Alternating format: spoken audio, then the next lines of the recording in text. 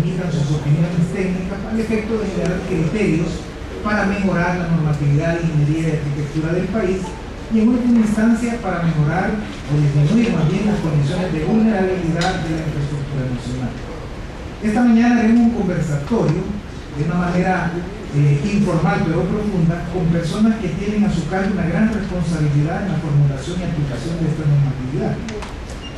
La metodología que seguiremos esta mañana será primero presentar a los invitados, los cuales invitaré dentro de un momento a subir al escenario.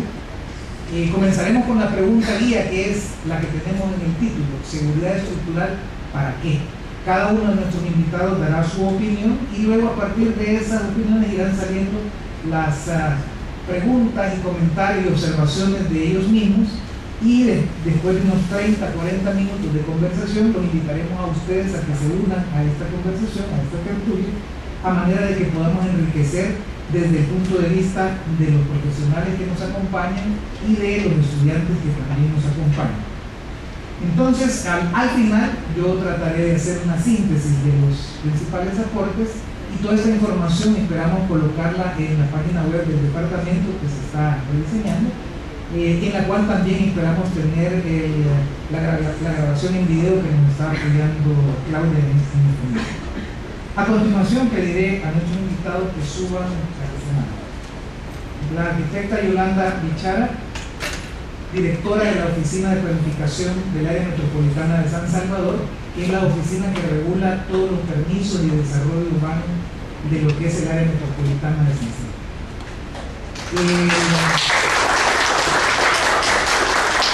El ingeniero Rolando Durán, consultor estructural de amplia experiencia. No le voy a decir desde cuándo porque también podemos entrar en polémica, pero sí con muchísima experiencia. Y la ingeniera Patricia de Albún, jefa del Departamento de Mecánica Estructural.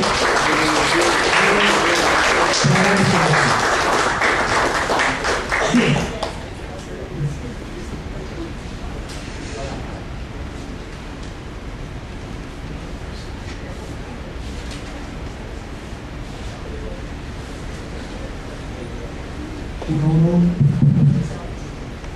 Bien, tenemos agua y café para los invitados, para los demás pueden pasar a la cafetería en el momento que quieran. Entonces comenzaríamos con la pregunta rectora de esta charla: seguridad estructural, ¿para qué? Y por el orden, pues primero les damos, después el caballero, yo les cedería la palabra antes de la invitada especial, arquitecta. Bueno, muchísimas gracias por la invitación. La verdad que es un honor para los que vamos a estar en este conversatorio que está lleno de talento joven, menores de 40, comentan, así que todos estamos menores. Todos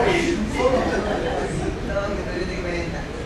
No, la verdad que sumamente contenta de estar por acá, queriendo valorar el tema de la seguridad estructural. ¿Y por qué y para qué? Pues simple y sencillamente porque tenemos la obligación de gestionar un territorio sustentable para el desarrollo mismo del territorio de todos los habitantes. Necesitamos incidir en mejorar la calidad de vida de todos los pobladores, que es el último fin, digamos, de todas las cosas que emprendemos como seres humanos. Y la seguridad estructural es parte de esa sostenibilidad y de esa seguridad y de ese incremento de la calidad de vida. Así que es simplemente para eso, para garantizar o contribuir o impulsar esa sostenibilidad que tanto necesitamos manejar de manera integral.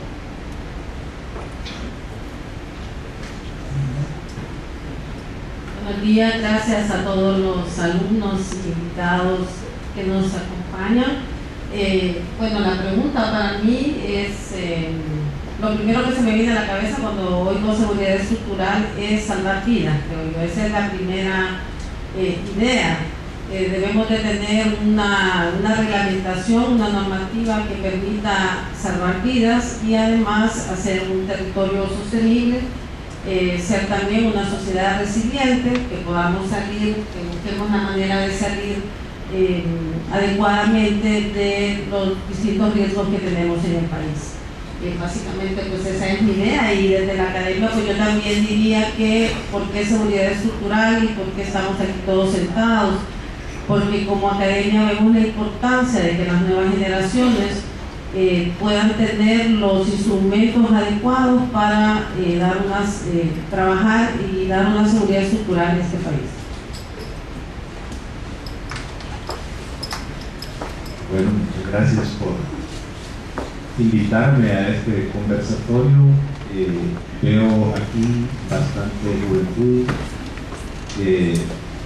también gente de experiencia, ¿verdad?, que hemos venido a colaborar, a contar nuestras experiencias sobre este tema tan importante que es la seguridad estructural.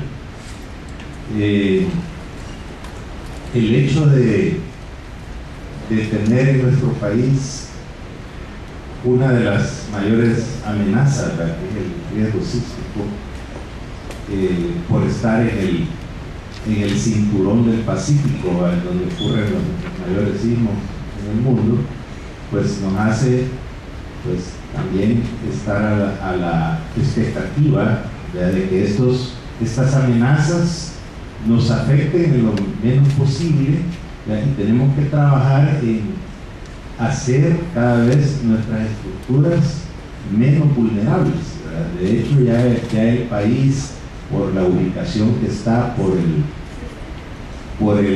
también la topografía, el hecho de tener una cadena volcánica, de tener una placa de subducción tan cercana, pues ya estamos bien amenazados, ¿verdad? Tenemos entonces que hacer que este país no sea tan vulnerable, ¿verdad? Reducir los riesgos, porque las amenazas no las podemos eliminar. Lo que sí podemos hacer es reducir los riesgos haciendo nuestras estructuras resistentes a esas amenazas, ¿verdad? Así como también estudiar nuestro territorio y definir cuáles son las zonas más seguras o menos vulnerables, ¿verdad? Porque también no vamos a ir a construir a sitios donde sabemos que hay una gran amenaza, que no podemos pues hacer nada para evitar estos desastres que han ocurrido en el pasado. Yo aquí vengo a aportar de mi experiencia. He vivido quizás los sismos más grandes que han habido en los últimos 60 años, para sin decirle edad. El terremoto del 2001 ustedes ya lo vivieron, pero quizás estaban pues de una edad en su niñez o en su adolescencia, más que todo lo que estoy hablando a los alumnos. Pero sí han habido sismos que nos han dejado pues daños enormes, ¿verdad?, como ha sido el terremoto de 1986, que fue una falla local aquí en San Salvador de poca profundidad y que dañó severamente muchas de nuestras estructuras, ¿verdad? Los daños no solo de vidas humanas, ¿verdad?, también fueron los daños a la infraestructura física, a los edificios, ¿verdad? Contamos esos daños en miles de millones de dólares que vienen a retrasar más nuestro desarrollo, ¿verdad? Porque en vez de tener un mejor desarrollo cada vez, venimos a tratar de reparar toda la infraestructura y no tenemos los recursos. Somos un país, ¿verdad?, con una escasez pues, económica, que si no fuese por la ayuda internacional o por el esfuerzo que hacen también nuestros empresarios, pues hubiera sido difícil salir adelante. Tenemos el caso de Haití, ¿verdad?, sumergido en una pobreza extrema, que todavía no ha salido de su terremoto que tuvo hace cuántos años. Todavía están sumidos en más subdesarrollo debido a ese sismo que tuvieron. Entonces sí estamos aquí para contestar sus inquietudes pues, de las experiencias que nosotros hemos vivido. Gracias. La arquitecta Richard hablaba de garantizar la sustentabilidad y la calidad de vida. La ingeniera Edmund habló de reglamentación y normatividad, y el ingeniero Durán nos hizo ver la vulnerabilidad. Se me ocurre que deberíamos de plantearnos una pregunta que van estos tres conceptos. ¿Cómo podemos nosotros garantizar la calidad de vida? A lo mejor a través de una reglamentación, una normatividad. Sin embargo, esa vulnerabilidad que tenemos por las mismas características geológicas, tectónicas, etcétera, de El Salvador, hacen que sea necesario que esta normatividad y reglamentación fuese actualizándose con el tiempo. Nuestra normativa de diseño estructural data del año 94, promulgada en el año 96, y quisiera lanzar la pregunta de cómo ven ustedes el tema de la actualización de normatividad, el tema de seguridad estructural. Yo creo que eso es, en primer lugar, es una necesidad. Lástima que no nos ha podido acompañar el señor viceministro, porque es un tema que ya se está iniciando en el gobierno. La reglamentación para seguridad estructural la maneja el viceministerio de Vivienda, por eso era que él estaba invitado a esta tertulia. Y creo que hemos comenzado un proceso que ha costado que inicie. Creo que la problemática que hay que definir en un país tan pobre como el nuestro es cuánto nos va a costar estar actualizando una normativa. Si pensamos en normativa para seguridad estructural, estamos hablando de sistemas de concreto reforzado, de acero, mampostería, y que llevan una actualización y normativas internacionales de 3-5 años. Esto para nosotros estar actualizando va a ser caro.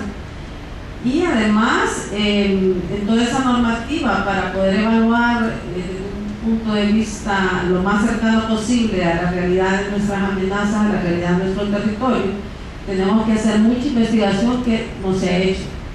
¿Investigación de qué tipo? Investigación del tipo sismológico. Hay que actualizar con los eventos del 2001 los estudios de riesgo para poder valorar si los coeficientes sísmicos que tenemos son los adecuados. Tenemos que evaluar nuestro territorio desde el punto de vista geológico y geotécnico. Nosotros tenemos unas características por estar en suelo volcánico, de suelos mal consolidados, suelos tierra blanca joven. Eso nos genera problemas de las cárcavas que todos conocemos, que es una gran inversión a nivel de país. A mí se me olvidan los millones que el señor ministro de Obras Públicas nos dice que se gastan en cada reparación de cárcavas. Y todos esos estudios para poder manejar estos suelos, para poder valorar nuestras condiciones sísmicas, debemos de hacerlos, y ese creo que es uno de los retos más grandes que tenemos en la actualización de la normativa, porque hay que invertir. Nuestros sismos son nuestros y nuestros suelos son nuestros, no los podemos ir a tomar de ninguna norma estadounidense por más actualizada que esté. Pero desde el punto de vista de los pocos recursos que tenemos, yo creo que podemos hacer como una gran diferencia desde mi punto de vista. Podemos tomar ese dinero que necesitamos para conocer las propiedades de nuestros suelos, las condiciones sísmicas y geológicas, y podemos trabajar con las investigaciones que ya se han hecho, con los reglamentos que se tienen de países desarrollados donde hay investigación de gran nivel, para poder tener una normativa actualizada y que vaya actualizándose conforme se actualiza la normativa en los países desarrollados. Yo diría que ese es un tema que se tiene que platicar y se debería de hablar en ese esfuerzo que se está iniciando a través del viceministerio. Arquitecta, me surge una duda. El reglamento de OPAMS, en su última edición, que fue en 2010, claramente pone requerimientos a los diseñadores estructurales para que sigan una cierta lógica en sus memorias de cálculo y que cumplan con el reglamento para la seguridad estructural de las construcciones, que es el reglamento vigente. por lo que dice la ingeniera del DUN, parecería ser que ese reglamento es conocido. ¿Qué opinan ustedes de eso? Para eso es la discusión.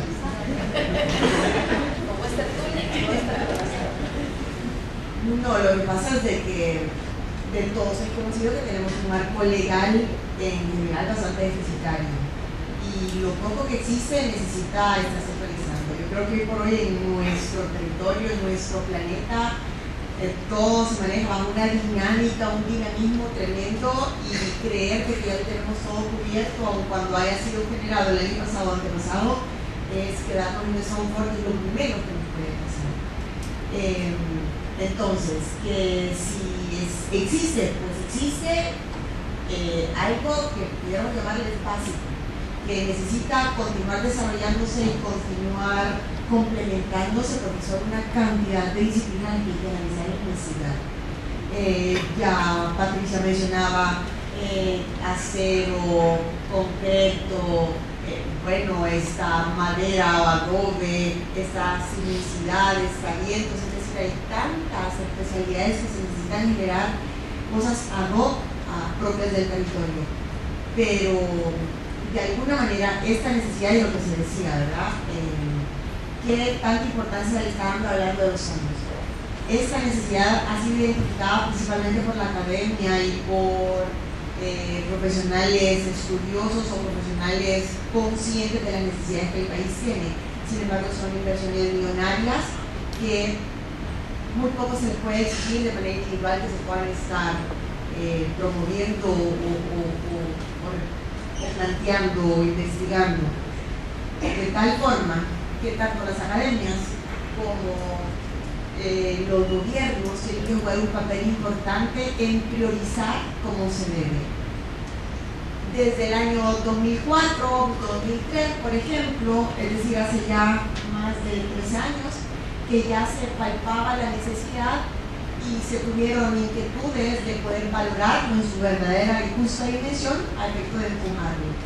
Se identificaba que desde los Estados Unidos se había no sé cuántos millones que podían ser otorgados a ciertos países que compitieran para que pudieran valorar la normativa internacional, los códigos de construcción internacional, y esa plata iba a servir para que se valorara adaptarlos y adoptarlos, digamos.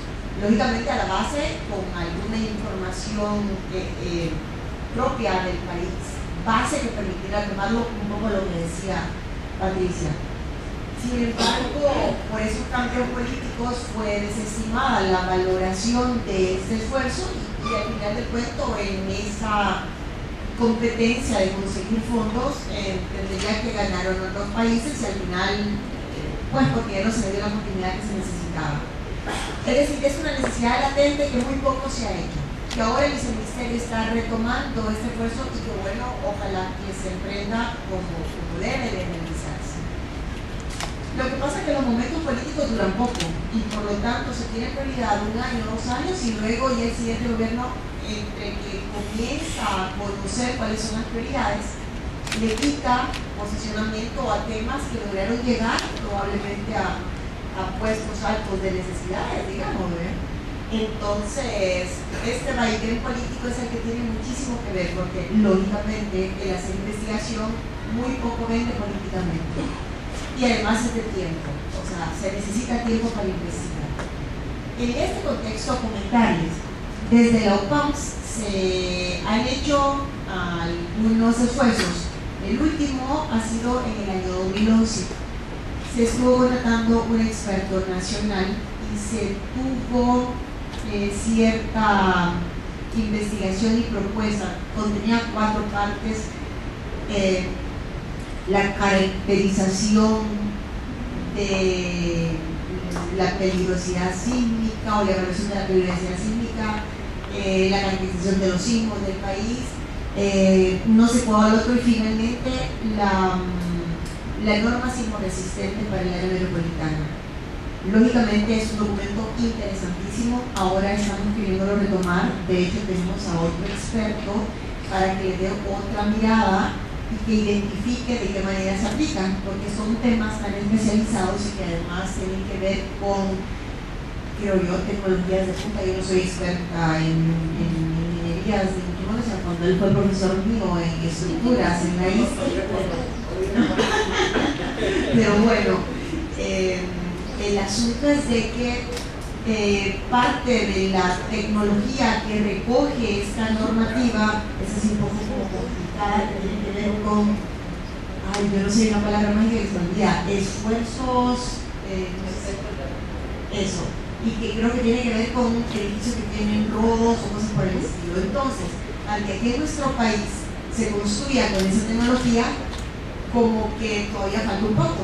Y como que esa normativa sismoresistente que está escrita ya en nuestra institución incluye exigencias para desarrollos de ese tipo de tecnología. Entonces, de las cosas que queremos ver de qué manera podemos aplicarla, es decir, cómo hacemos más aplicable todo lo que ha quedado escrito ahí, y que parte, que quiero advertirles, de una microsonificación con cierto método interesante de conocer.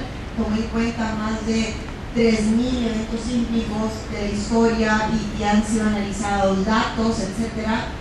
Pero estamos queriendo retomarla, y me ayuda que pasamos por procesos de puesta en común de lo que se refleja en esta normativa que tenemos, pero que creemos no ha sido lo suficientemente socializada a efecto de identificar que podamos aplicarla, porque no vamos a generar cosas complicadísimas que muy poco están exigibles.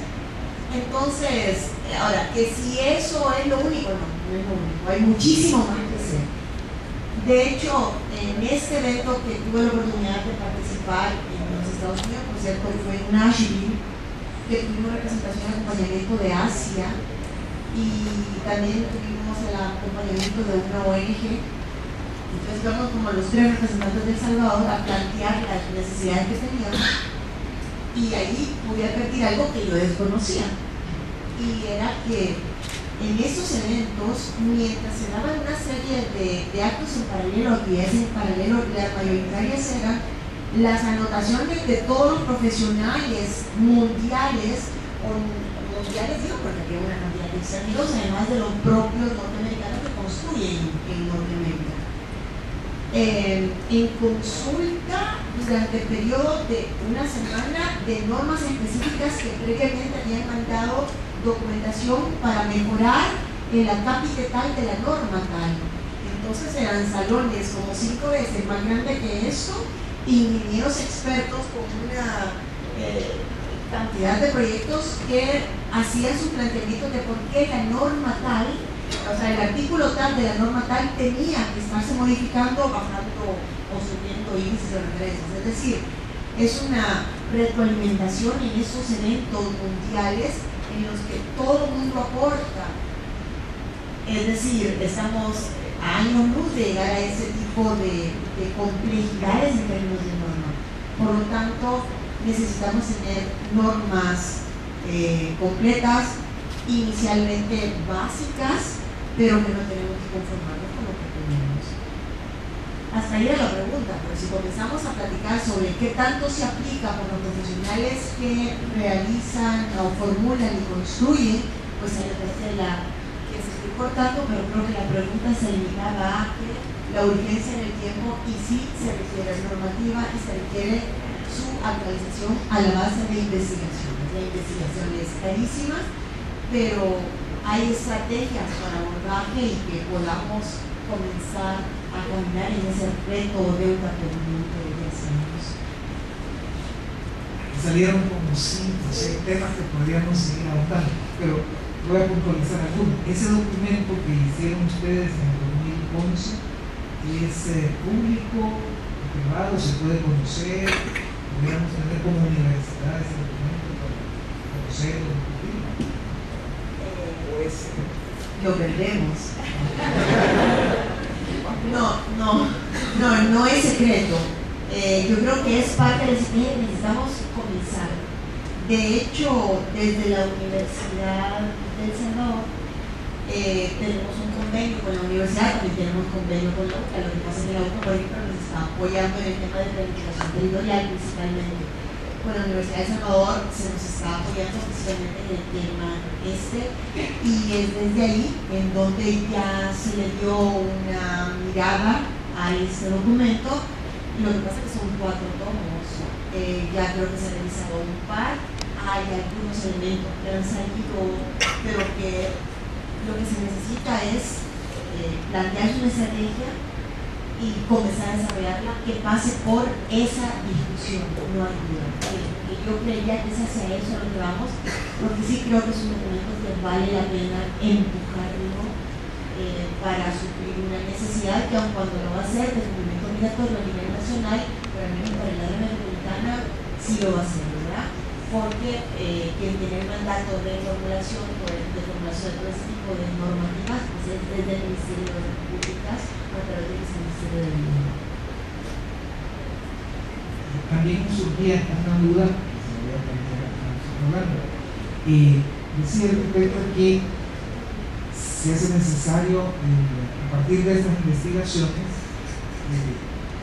tratar de suplir de alguna manera las deficiencias en el marco legal y que desde la academia del gobierno se pudiera hacer mucho. Y mencionó también que los cambios políticos de alguna manera afectan a temas que son técnicos y que hay valiosos documentos técnicos como este que me acaba de informar que perfectamente pudieran ser un tema de trabajo de condiciones técnicas, que se informados. Pero la duda me surge de, la voy a dirigir a Rolando, porque yo sé que él ha tenido experiencia tanto en Asia como en la formulación del reglamento del 94, y que en aquella ocasión se trabajó de una manera, considero yo que fue bastante efectiva, no sé si es que sí, pero fue muy efectiva, de trabajar de manera colegial. Mi pregunta es entonces, ¿por qué no podemos sentarnos a trabajar los gremios, la academia, las unidades institucionales, a partir de lo que existe, como otra cosa? Sí, de hecho yo creo que muchos especialistas que trabajan en el ámbito del diseño estructural ya utilizan todos estos documentos, verdad que muchos de ellos están publicados, más que todos los documentos internacionales, los manuales también de diseño de americanos, que son los con los que más trabajamos acá, como es el manual de diseño de concreto armado, el ACI 318, lo utilizamos para diseñar porque la norma técnica que tenemos en El Salvador de concreto, pues si es del 94 está bien desactualizada. Lo mismo con el manual de diseño de acero, la ISC, se utiliza, ¿verdad? No así las normas más especializadas, más que todo para el cálculo de cargas sísmicas, porque como decía Patricia, no podemos estar importando la falla de otro país o la geología de otro país, porque tenemos nuestra propia sismicidad, nuestra propia geología, pues, y entonces aquí el comportamiento de los sismos es distinto, ¿verdad? Tenemos otros periodos de vibración del suelo, tenemos zonas con mayor riesgo sísmico, pero sí, digamos, este documento que lo han hecho con mucho esfuerzo en la OPANS para la zona del área metropolitana, pues podría ser un insumo bien importante publicarlo para que ya los especialistas que están diseñando más estos edificios altos en la zona norponiente, ¿verdad? Edificios que nos preocupa, ese desarrollo que va en una forma bien precipitada de edificios altos, con poco control se puede decir, porque pues la OPAN lo que hace, lo que puede hacer, lo que la ley les permite, ¿verdad? De aprobar proyectos, pero se responsabiliza más al profesional que lo diseña, ¿verdad? Porque así nos dicen, pues sella y firma y usted es responsable, ¿verdad? Pero, ¿qué tal si se está dejando por fuera toda esta microzonificación que se ha hecho en la investigación geofísica, geotécnica? Entiendo que son la ubicación de fallas activas, ¿verdad? Lo que hizo Walter Salazar. Algo me contó. Y entonces sí, hay zonas donde es un alto riesgo ir a hacer un edificio de 20 pisos, ¿verdad? y que debe de tomarse las consideraciones pues, que exige pues, la zona o la microzona. Entonces sí, nos preocupa, ¿verdad?, grandemente a la Sociedad de Ingenieros de El Salvador, Asia, nos preocupa a las universidades, a las instituciones, pues de que no estamos legalizando todas estas investigaciones que ya se tienen y que deben ser usadas